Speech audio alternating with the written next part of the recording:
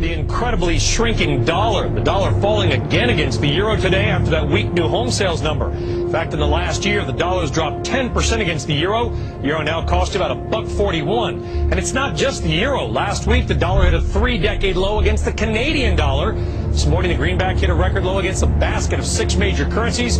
As tracked by the New York Board of Trade, we're talking about the dollar index.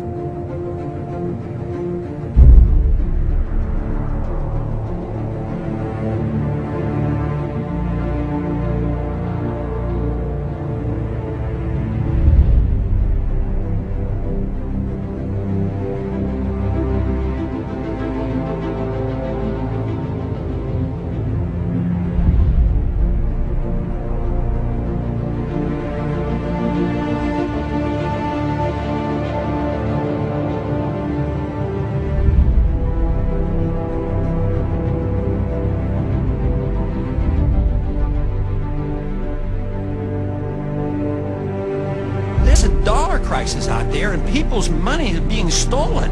People who have saved, they're being robbed. I mean, if you have a devaluation of the dollar at 10%, people have been robbed of 10%. But how can you pursue this policy without addressing the subject that somebody's losing their wealth because of a weaker dollar, and it's going to lead to higher interest rates and a weaker economy?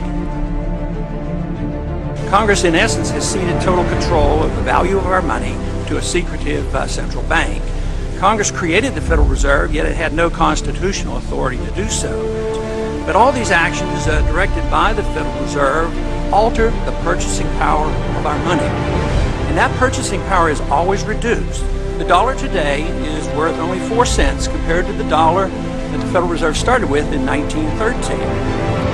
I find myself increasingly in a place mentally that I just don't want to be. But the more you learn and the more you look at history, this weekend I was reading about the crash of 1907 and how that thing was controlled and what came out of that and came to the Fed.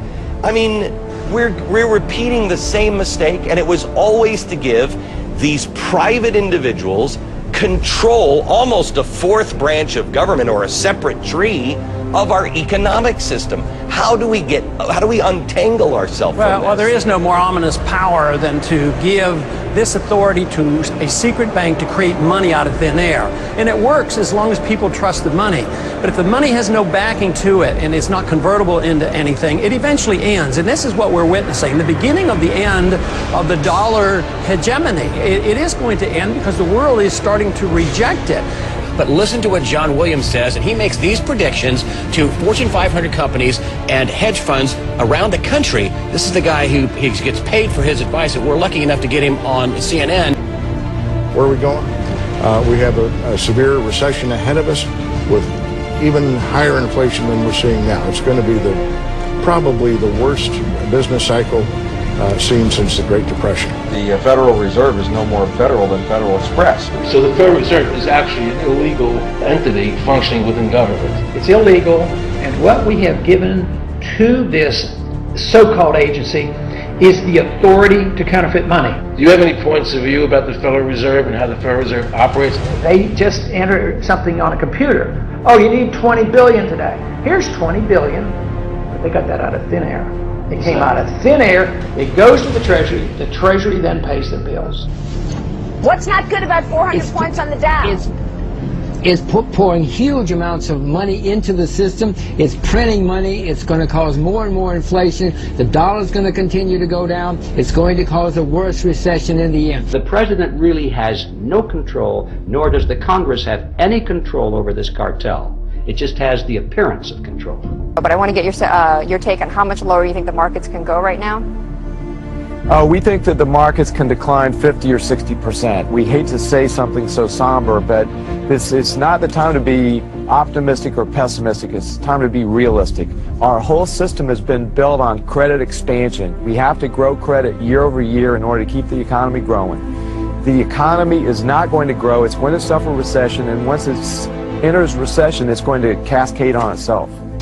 How much money does the Federal Reserve have? I know they can run the printing presses forever, but that is not good for the world. Inflation is not good for the world. A collapsing currency is not good for the world. But the bad news this morning seemed to be irrelevant compared to yesterday's announcement of the most sweeping reform and regulation of the financial sector since the Great Depression. So if that is why the market is so happy, how long is that going to last? I mean, isn't this a little like rearranging the deck chairs in the Titanic? Isn't it already too late? You got to let them go. You know, I mean, if I had made the same bad bets as Bear Stearns, nobody would be bailing me out. You know, why should the average American have to pay more for gasoline and more for food because these Wall Street guys screwed up? Let them go under. This is the reality of the crisis in the U.S. economy. People who used to own their own homes are living hand to mouth on land once occupied by those less fortunate. OPEC says the reason for $105 or $106 a barrel oil is the falling value of the dollar, and you won't address that issue. Where do we go to find out who's right?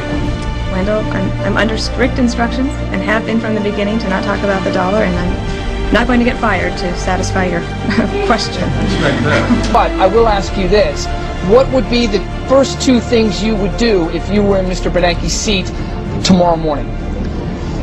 I would abolish the Federal Reserve and I would resign.